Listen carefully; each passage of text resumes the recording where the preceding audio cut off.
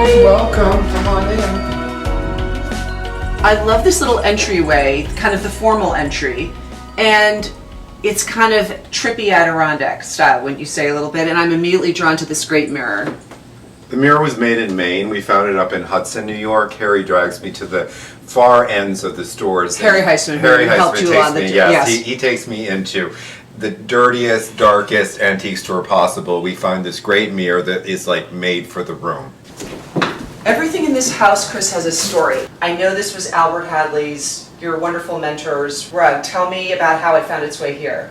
Albert sold me the rug just before he went to Nashville, but he didn't tell me that he had glued the rug to the floor. When I went over there to roll it up and take it away, so I sat there with a little spoon and a little can of glue gone, getting it up, keeping that nice floor in shape.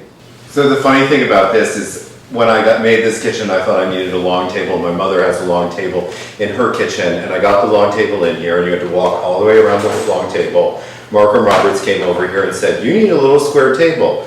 David Duncan had gotten this table from the Bunny Mellon estate before the Sotheby's sale, and I loved it. I love the finish on it. I love that it turns and telescope. Markham goes, "You need a little square table." I call David up. "David, have you got the table?" David goes, "I've got the table." I drive over to Connecticut, pick up the table. Here it is. It's like the greatest hits of decorating. Bunny Mellon, Markham, David, you're all making it happen. You're all making this kitchen come together. But the fun part about it is how it all just falls into place. You can't stress over it. It falls and comes into your lap when it's meant to. So the wallpaper came from a friend of my mom's. Ellen Biddle Shipman had put it in her mother's house in the 1930s. The new owner didn't want it. They took it out. It lived in my mom's friend's basement for about 20 years. 20? 20 years, in garbage bags, black garbage bags. I wanted to help my mom out. I said, "Can you send me a piece of it? I'll find a home for it." This piece with the brown birds came, and I saw it, and I'm like, this is the perfect solution for this bowling alley of a room. Oh, so when you asked her for it, you weren't even No, quite I yet wasn't envisioning, thinking because it of it looks for so this perfect room. in here. It fell in my lap like the table fell in my lap. A lot of things around this house happened. Because you kept your eyes and ears open. It was open to it.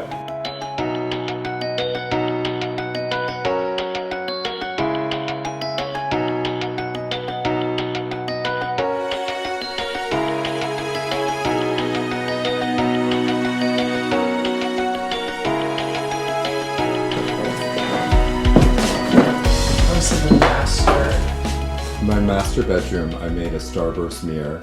It's a Natalie Davenport headboard, and then there's some Porto sheets on the bed. All of the purple provides great visual contrast against Albert Hadley's happy wallpaper. Wait, oh, so there's the kitchen. We peek over it. Where are we going? This is the guest room attic, third floor section. Where you put the bad guests or the good guests? Good guests, and there are not even very many of the good guests. Okay, I can't wait to see it. So you totally transformed it up here. Yeah. Oh, look at what you, oh, this is incredible.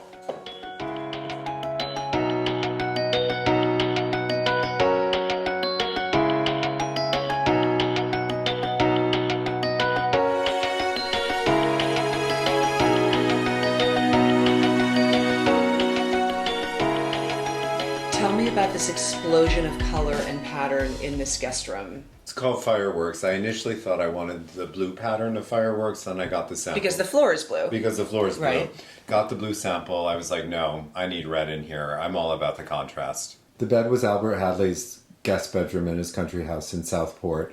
It was gray when I got it from him. I painted it white. My apartment in New York is great, but it looks like an old person lives there. When I bought this house and started to decorate it, I really made an emphasis on having it being fresh and younger. So white was the answer for the bed.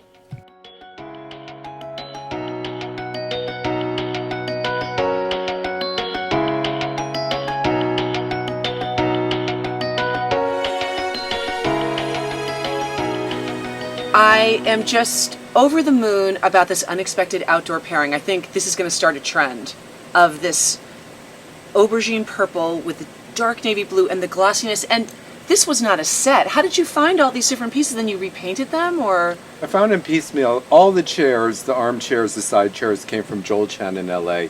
I found the settee in the Hamptons one weekend visiting a friend. I found the tables on First Dibs. I search anywhere and everywhere. I'm just saying this point because I think people feel like, oh, if this doesn't have all that I need right now, I shouldn't buy it. But you loved it. You know, it's an evolution.